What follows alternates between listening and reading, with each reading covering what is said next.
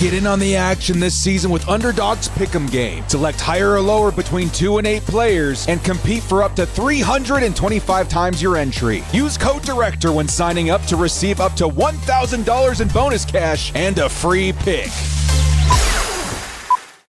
Yoda Bolt fam, it's the Director. Chargers fans, one more day, man, closer to that exciting draft day coming up for Chargers fans.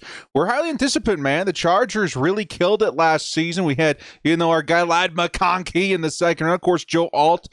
These guys being high-impact players for the team. But let's not forget the middle round guys. We got the cornerbacks are going crazy. Kamani Vidal with a lot of potential going forward. It's a big day. It's a big prospect. It's a big idea that the Chargers may end up finding some solid pieces to further build the Jim Harbaugh vision of this football team. A lot of people having this guy, Colston Loveland, mocked to us in the first round. Is that something we're going to do today? I think you can maybe bet that it is. Of course, we're going to do 3 mock drafts. All 3 of them are going to be different with a set of rules that go into it before we even get started. It should be a good time. How are the Chargers going to attack this draft class that is riddled with running back talent, tight end talent, and the idea of building this Jim Harbaugh identity football team in year 2?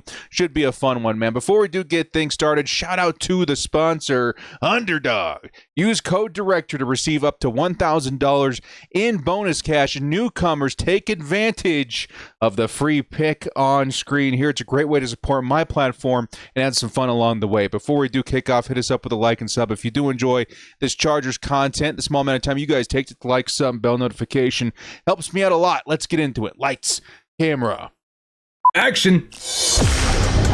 Who's got it better than us? Into the end zone, Charger fans are witnesses to history!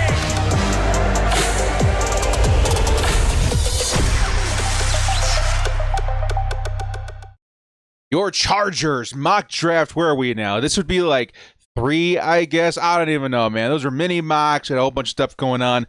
Should be a fun time.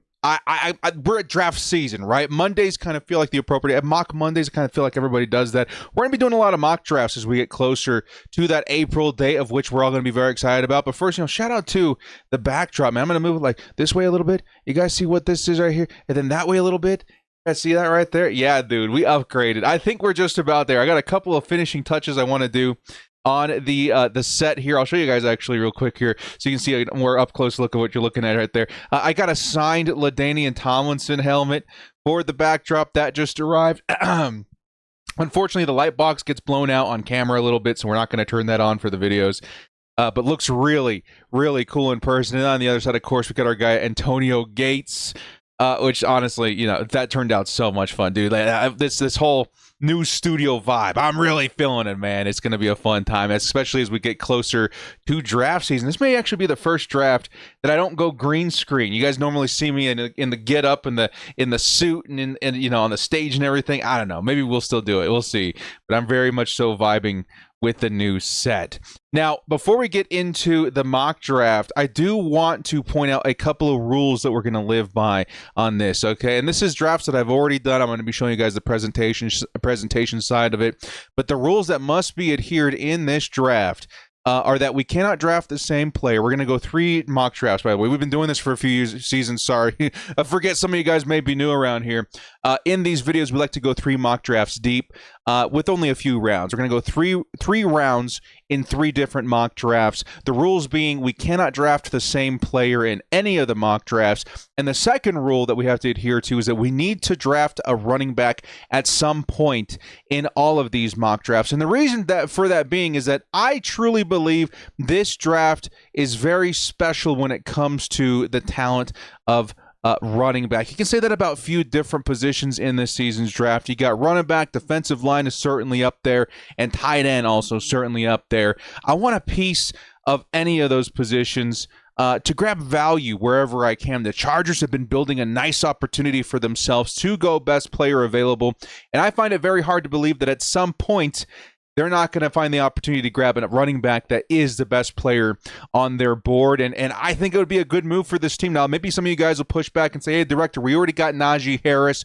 There's really no reason to go, investing in the running back position any further. I couldn't disagree more. I think Najee Harris has the opportunity to be this team's RB1 for the foreseeable future, but more so when I look at his contract, a one-year deal, when I look at the money and the incentives, it feels like he's positioning himself for another contract either with this team or a different team next season. It's a great opportunity for him, but the Chargers did not lock themselves into the Najee Harris running back one narrative because of the length on the contract, only 1 year. That does not stop you from grabbing a running back from one of the most talented running back classes I've seen in a long time. Certainly, we've seen the Bijan Robinsons, and the very talented, first-round running backs, Jahmyr Gibbs. But the depth of this class, you can find starters all the way into round 4 if you needed to.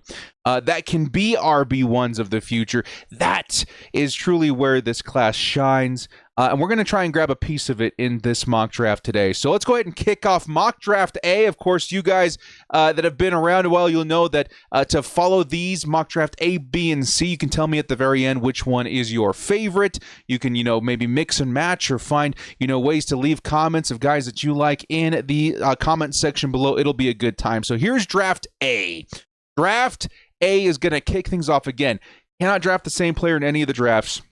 We must grab a running back. And in draft A, we're going to do that really, really quickly here. In draft A, we're going to grab the Chargers in round 1, pick 22, are going to select Omarion Hampton, running back out of North Carolina. Now, this is where the Chargers are going to become instantly overnight that running football team, right? That narrative that we were all expecting with Greg Roman when he was hired, when Jim Harbaugh was brought in the building. We're going to be that next great running football team. Omarion Hampton just puts the stamp of approval all over that narrative going into the future. And again, maybe seems a little bit redundant because we just got Najee Harris, but imagine the 1-2 punch these guys are going to provide this season with the opportunity to become that passing of the torch narrative into season 2 of Omarion Hampton with the Chargers, which puts him in a great position where he doesn't have to carry the entire load his first rookie year. He gets to, transition into the pros with the help of a Najee Harris and really forming one of the nastiest 1-2 punches in football. That is what I'm looking for in a running back signing this season. Omarion Hampton, of course, we've talked about this guy in the past. Physical freak. He's like 6'1", 6'2", 220-something pounds. Big, powerful running back is what Jim Harbaugh and company are going to be looking for. He's also powerful. He can run any system, any scheme that you're asking of him. He's got that big body energy that we're looking for, the physicality that we're looking for, but he brings all the extra tools and traits behind him as well. A very good receiver, really good blocker. I don't know if you're going to find as well-rounded of a player in this season's draft than Omarion Hampton. He really does everything that you could possibly ask of the running back position. And for that reason, I still think that he warrants a first-round selection by the Chargers. Of course, if Ashton Genty is there, maybe you're selecting a different running back in the first round. But this is one of those situations where the Chargers knew what they wanted. They know what they're going to become. And they're making very well sure that they have the pieces to make that happen this season. With Najee Harris as the guy this year, maybe the contingency plan in case they miss out on running back at some point. They still have a guy that runs exactly the way that they want to. But Omarion Hampton, the talent of the future, the force of the future, really brings that identity to the team that this organization is trying to capture. So Omarion Hampton, welcome to the Chargers, round 1, pick 22. In round 2, I've got the Chargers selecting Mason Taylor out of LSU. Now, I'll be honest with you guys, when it comes to value, most of the time you're going to see in a PFF mock draft an Elijah Arroyo, which is probably where you're going to be leaning most of the time. But I wanted to mix things up a little bit. Mason Taylor is a name I've been hearing a lot about, especially if you guys watch the Chargers podcast with Matt Money Smith, and he's one of the best voices and minds in Chargers football anywhere on the planet. He's very, very high on Mason Taylor, tight end out of LSU. you. Now, round 2, pick 55 might be a little bit high, but this doesn't mean this isn't a good pick for the Chargers, who are looking for a tight end to become that next weapon for Justin Herbert over the middle. This is as good a prospect as any you're going to find in this year's draft outside of Tyler Warren and Colston Loveland. Mason Taylor has a really, really high ceiling, and he's just kind of getting started, right? There's still more to learn to his game. Right now, one of the biggest things that maybe he needs to work on, which is going to be a trait with a lot of these mid-round tight ends, is his blocking, but he certainly has the tools to accomplish this. He's got really good size to him. He's an excellent receiving option, very sure-handed. If he can add that blocking to his tool belt, I think you're looking at one of the better, day 2 prospects in this year's draft. And I think the Chargers are just that team that has the coaching and has the materials to really elevate a guy like Mason Taylor to that level that they're looking for. But at the very baseline, what they're getting is a guy that, one, son of Jason Taylor, that the good NFL genes runs through those veins, but 2, brings the receiving aspect to the position that is sorely needed for the Chargers right now. Of course, Will Dissly did a decent job last season, especially considering he was never supposed to be the receiving tight end. He was the blocking tight end. Forced into that position, the Chargers still found some success with him. Now imagine you grab a guy like Mason Taylor, who is designed for this. This is one of, LSU, one of the greatest programs on earth when it comes to, bringing receivers into the league. Why not tight end as well, where Jason Taylor was a great weapon in that organization or in that program. Very fast, very sure-handed. I think the biggest thing that got me excited about him when I was looking into him, this is the destroyer of zones. You know how Justin Herbert, he likes to spread the ball around. He likes to find and attack those soft zones. This is the man who can identify him. This is the man that's pinpointing, the area of which to attack. And Mason Taylor will make himself available more often than not for Justin Herbert to try and convert. And the Chargers need that so desperately, since losing Keenan Allen and not having that, dissector on the field quite to that, caliber. It's been a little bit more of a struggle to convert for this team. And I feel like Mason Taylor could provide that option for Justin Herbert when looking for someone to attack zone coverage. Really feels like Herbert would love him. Really feels like this is the man that's going to convert a whole lot of third downs for this football team. Help free up Lad McConkey even a little bit. Feels reliable, feels consistent, and really makes me understand why Matt Money Smith is so high on this prospect. I think round 2, again, maybe a little bit high, but still a great selection with the player return that you're getting for a weapon for Justin Herbert. And finally, in round 3 of Draft A, mind you, Draft A, round 3, we're going to go back to the offensive line in Tate Ratledge. Now, this is going to be an interesting one. There's a couple of drafts in here. I know we're going to go defense at some point, but it feels like the offense needs the most help right now. We're going to attack the offense wherever we find the value. And Tate Ratledge, to me, just feels like he's got that Chargers energy. He's got that value they're going to be looking for in the 3rd round. He's going to be that guy of the future and maybe even of the now. This is a nasty football player. Very physical, huge SOB. He's like 6'6", 320 pounds. That checks a lot of boxes to what we're seeing the Chargers go after in terms of what they're trying to build their line to look like. And the versatility of a Tate Ratledge is also what gets me especially excited. He is, I would say, labeled a guard. He is a guard. He was a guard at Georgia. That's what you're kind of looking at in terms of what the Chargers will be getting immediately. But he has a lot of evidence to suggest that he could play very well at center. He took a lot of he participated in a lot of drills in terms of what the centers would be asked to do at the combine. A lot of teams are thinking that he could convert over to center, which definitely gives the Chargers some flexibility in terms of what they need and what they can build. If they decide to draft a Tate Ratledge, you're getting either a really nasty run-blocking guard or a really nasty run-blocking center, depending on where you need him now and tomorrow. But Tate Ratledge, to me, he could start today if we needed him to.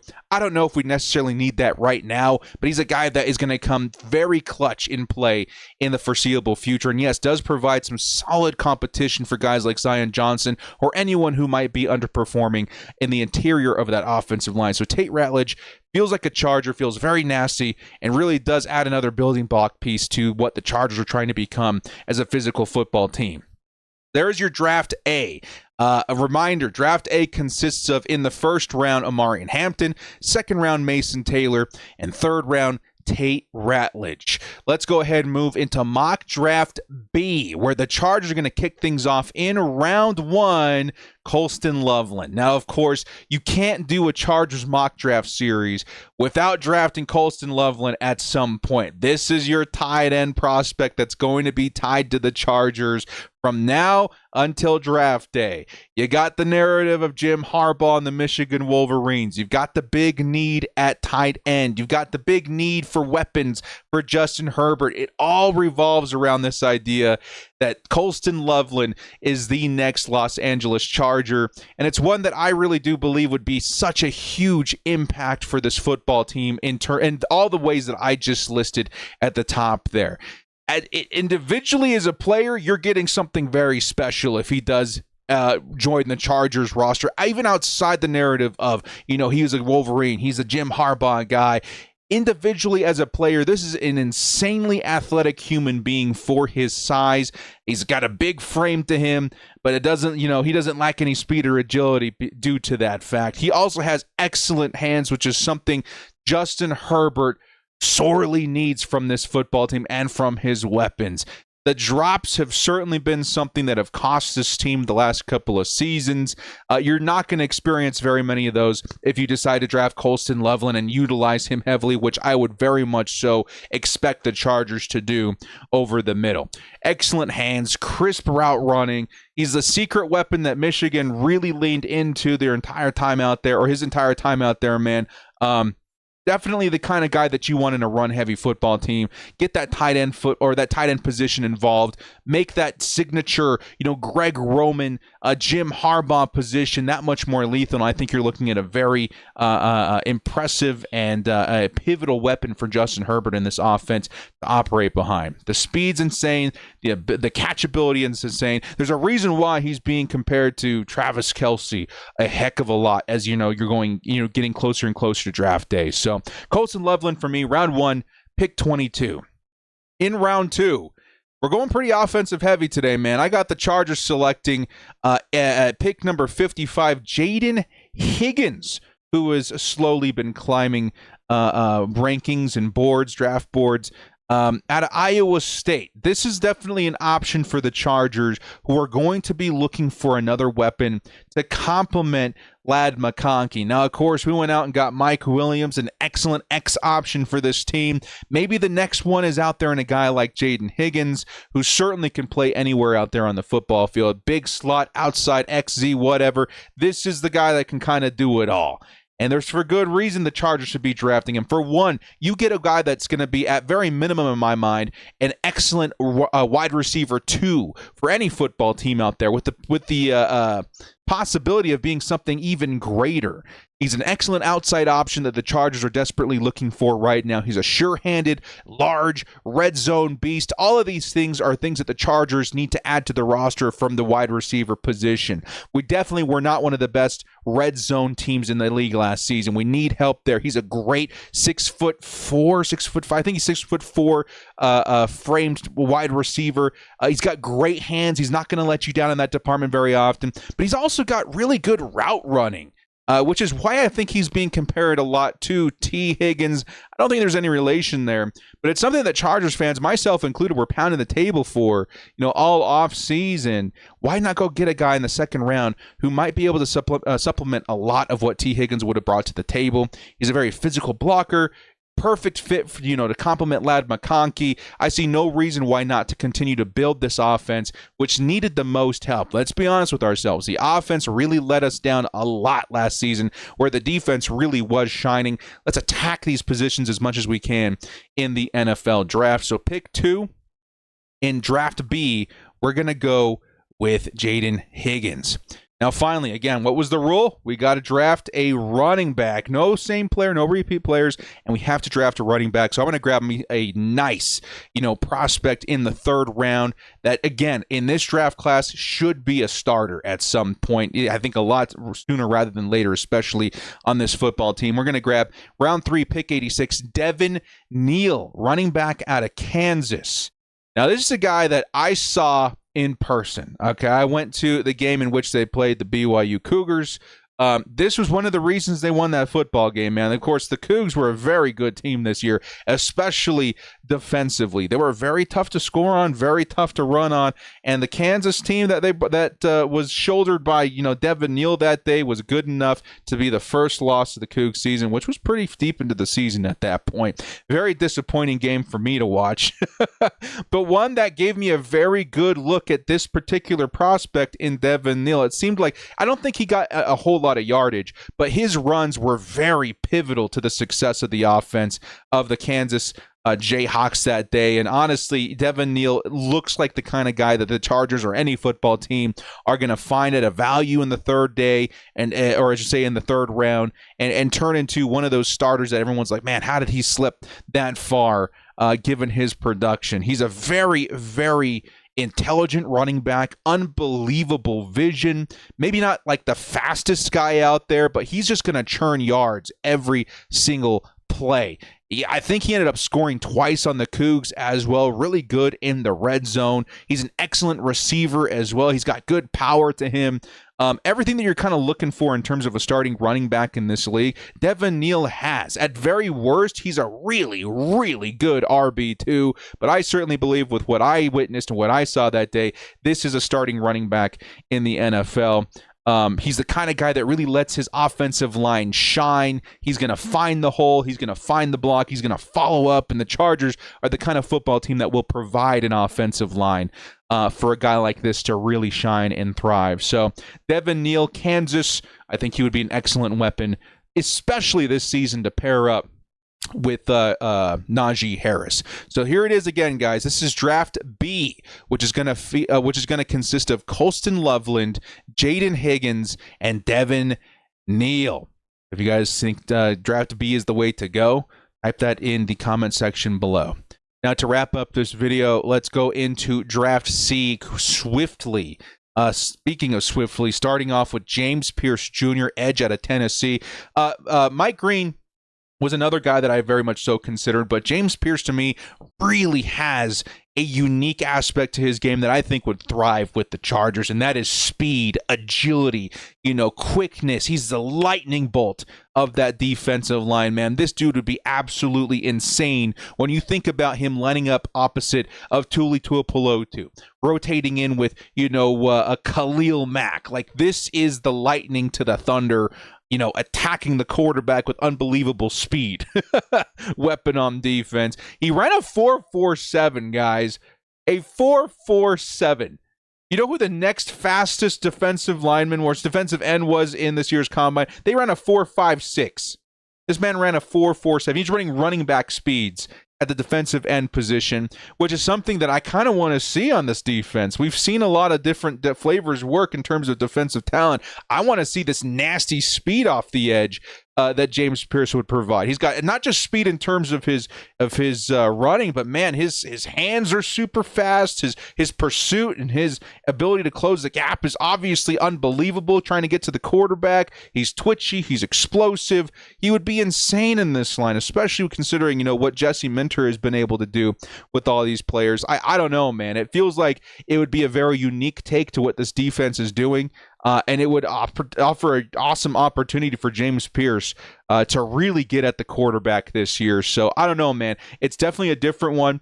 Not as much power as you're looking for what your typical Chargers edge rusher would look like, but that speed was just too much for me to ignore. And he's definitely, even at 22, going to be viewed as a value. So I'm going to grab him in the first round. Chargers get that edge of the future and the guy that's really going to, rotate in this season. I think having a lot of success as well. In round 2, pick 55, we're going to go running back. And this is kind of the soft spot right now. This is kind of the round where I see the Chargers being very big players at the running back position. You're going to see guys like, Johnson out of Iowa, and you're going to see Quinshon Judkins and Trevion Henderson.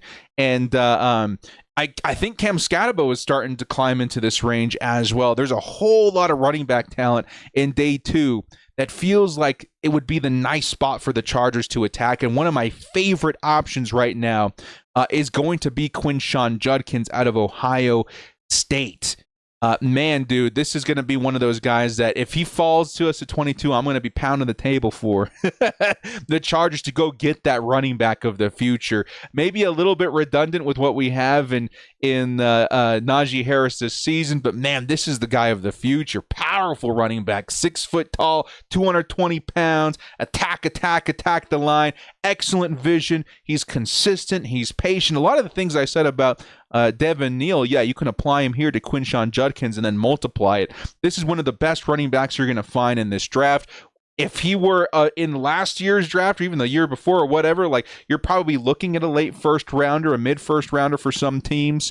Really brings that element that the Lions made very popular these last couple of seasons with, the compliment back to a Jahmyr Gibbs.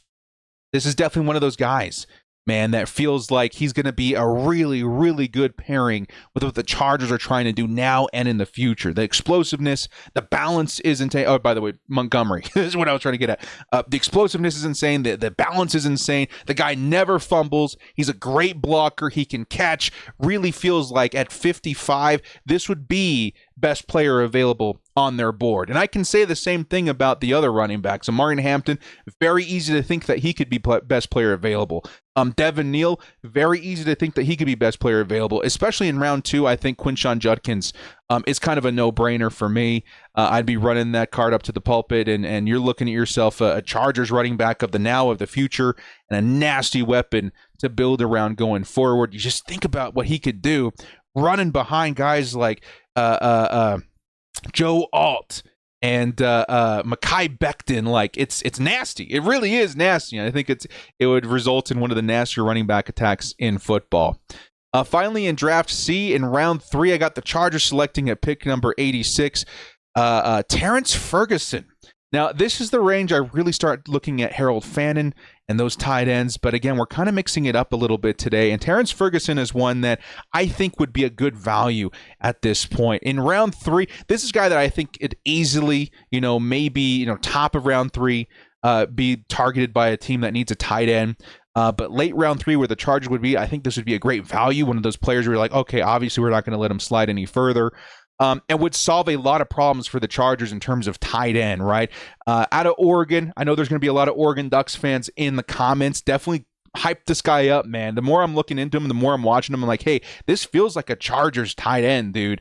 Really does. Not only that, but like if you're looking for speed at the position, if you're looking for difference maker athleticism, outside of like Colston Loveland, like Terrence Ferguson's kind of the guy. He ran the fastest 40 at the position at the combine this year, a 4.63, which the next fastest time for tight ends, I don't remember, but that was definitely the highest one this season. He's got kind of a juggernaut energy to him when he gets going. He builds up some speed. He's got nice physicality to him. He's fast, tough to take down. Solid all around, man. Solid hands, great yak, solid, routes, great catching. It feels like this is the kind of tight end that Justin Herbert would vibe with, of course, being the former Oregon Duck himself. It's kind of easy to see that. But Terrence Ferguson, to me, I think would be a big value in the 3rd round, a great talent, and one that could definitely develop into the tight end one of the future.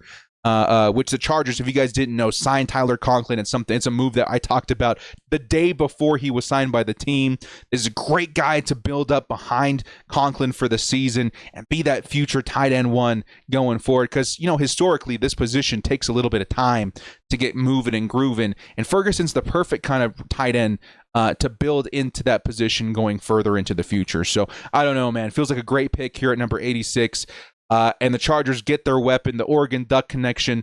It should be a good time. So that's going to be your mock draft C. Mock draft C with James Pierce, Quinshon Judkins, and Terrence Ferguson. You guys let me know. I'm going to say this right now, too. Like, draft C has some nice value to it. James Pierce at 22 is not bad. Quinshon, to me, I was like, cool. He's still here in the 2nd round. That's pretty fire. And then Ferguson in the 3rd round. I was kind of shocked to see there. So there's your draft of value, I would have to say. Some good BPA options. Draft 2, I feel, or should say B, has some great Chargers connection guys that we've been hearing a lot about social media.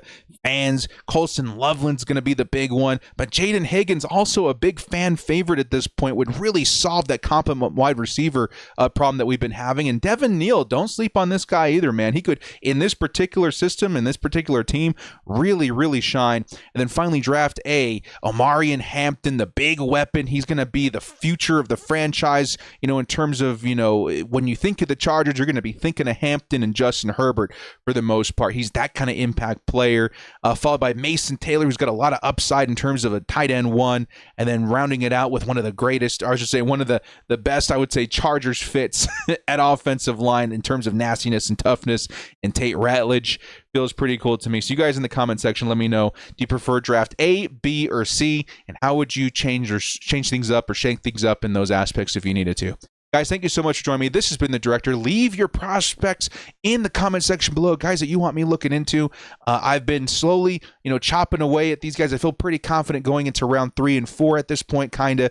And I'm really looking for some of those value guys that you'll be finding between rounds 4 and 7 as we get further and closer to the NFL draft. Guys, thank you so much for joining me. We'll catch you next time. As always, bolt up, stay frosty, and just imagine with me the Chargers getting a guy like Quinshawn Judkins at a value in the second round, man. I think that'd be pretty sick.